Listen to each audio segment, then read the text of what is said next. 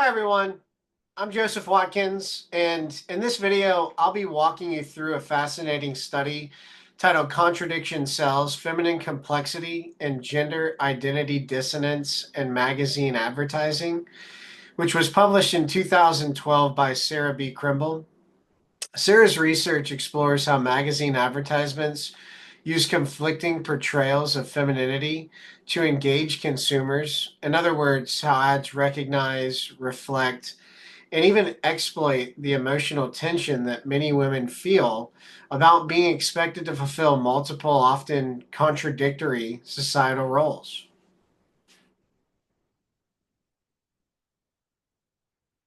The core purpose of this study is to investigate how advertising leverages feminine contradictions, like being nurturing and ambitious, or sexy and modest to sell products.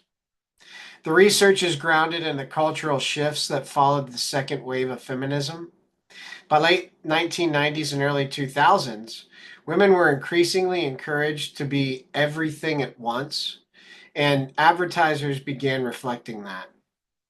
This shift created a ripe environment for ads to tap into these identity tensions and turn them into marketing gold. Crymble draws from feminist theory and identity psychology to shape her argument. Central to this concept of gender identity dissonance, or GID, which builds on cognitive dissonance theory. GID describes the stress or anxiety women feel when trying to embody conflicting roles. Ads tap into this dissonance, reminding women of these tensions, and then present their product as the bridge to help reconcile those contradictions. The analysis also highlights how ads recycle old binaries like the Madonna whore or career woman versus homemaker and repackage them in seemingly modern ways. The study uses a qualitative case study approach, analyzing three major advertising campaigns between 1998 and 2006. These were chosen for their wide exposure and their explicit focus on feminine duality. The three campaigns are Hennessy's Mix Accordingly, Bacardi's By Night, and De Beers' Right Hand Ring.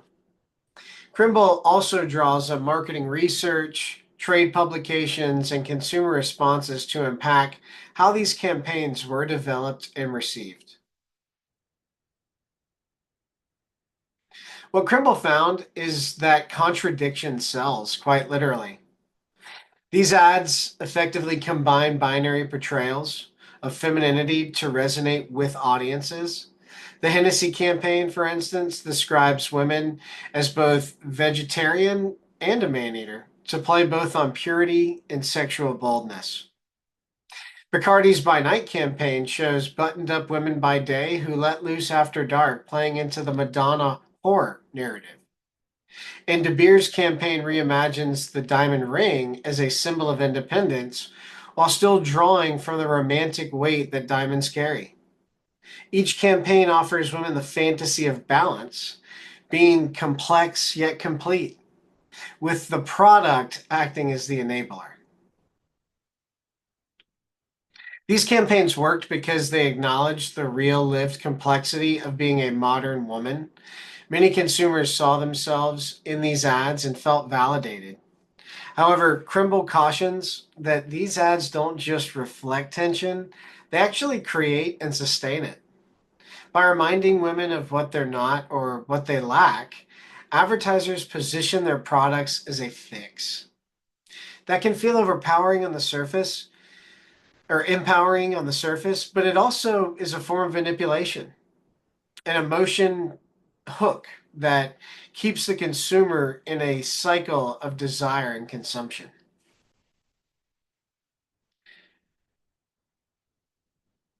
So, what does this mean for media literacy and advertising strategy? For viewers, the study is a reminder to look critically at empowering messaging and ads. If a brand is celebrating your complexity, ask, are they doing it genuinely or to sell you something?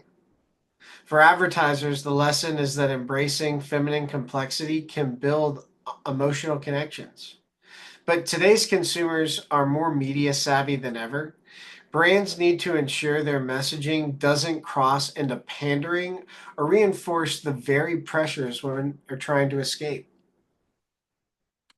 To wrap up, Crymble's case study shows how powerful and profitable contradiction can be in advertising.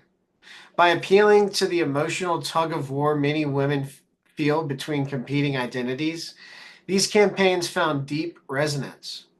But they also raised important ethical questions about how much of this tension is real and how much is manufactured by the very messages we consume.